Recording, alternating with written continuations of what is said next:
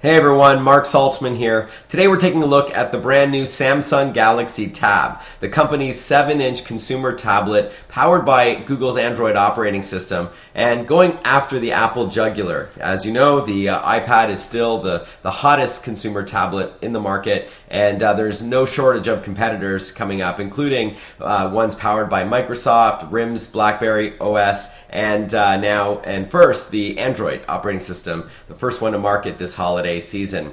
The price, by the way, ranges depending on whether you want a data plan with it, because along with Wi-Fi it offers 3G connectivity. There's a little SIM card slot down there in the corner. So it's as low as $400 on some US carriers, all the way up to buying it for $700 or so on Amazon straight out.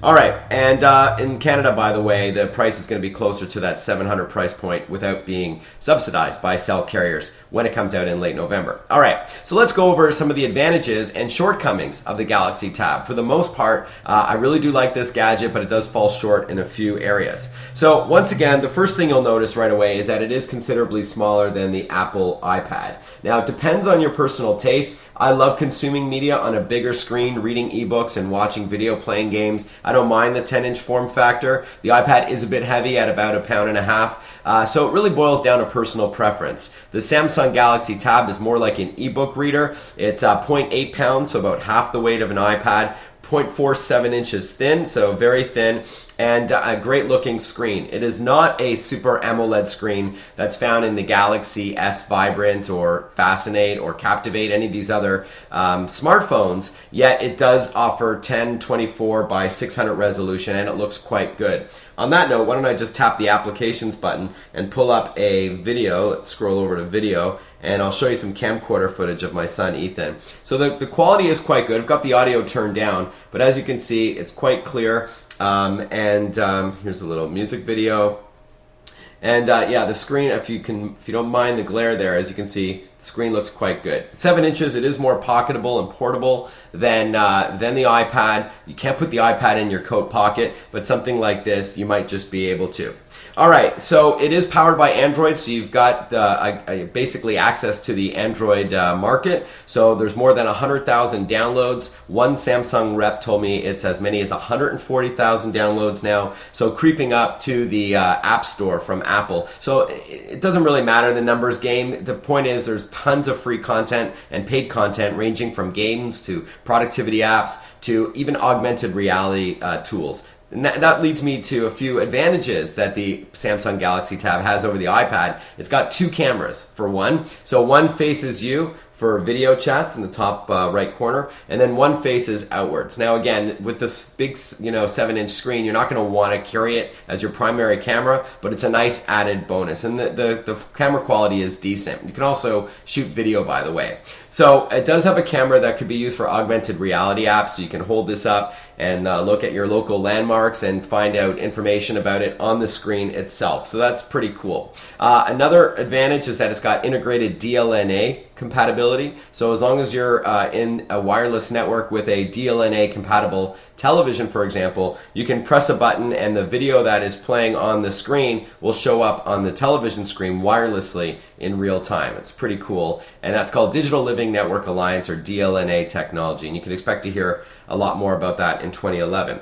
Other advantages is that it's got expandable memory. You get 32 gigs under the hood, but as you can see right by the SIM card slot, there is a little micro SD slot if you want to expand the memory with those little fingernail size micro SIM cards, or micro SD HC for the high capacity cards. So no shortage of memory and expandability there. So as you can see, it's smaller, lighter, it's got 2 cameras. The iPad doesn't have one.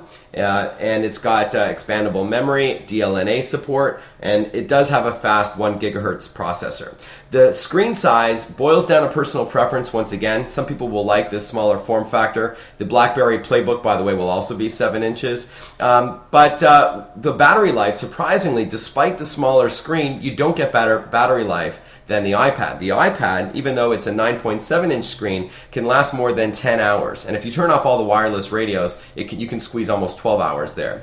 The Samsung Galaxy Tab, in my testing, has been about 6.5 to 7.5 hours max. So certainly a lot shorter than the iPad, yet you can do things, of course, like turn down the brightness. You can have it turn off after 15 seconds of being idle and so forth. But overall, a great device. It feels good. The media is great. It synchronizes with your computer. On that note, it will not synchronize naturally with iTunes like the iPad can, where it will very smoothly integrate all your media and apps. But what I do like about the Samsung Galaxy Tab, when you do connect it with the USB cable, is when you drag and drop video and music over, it will ask you if you would like to convert it for you, and it drops it into a folder. So for example, I had an MP4 video that I dragged over, and it converted it to a WMV for me on the fly, and was really easy to load that way. And it will support more codecs, of course, than iPad, so you can even have lossless quality audio and other sort of advantages.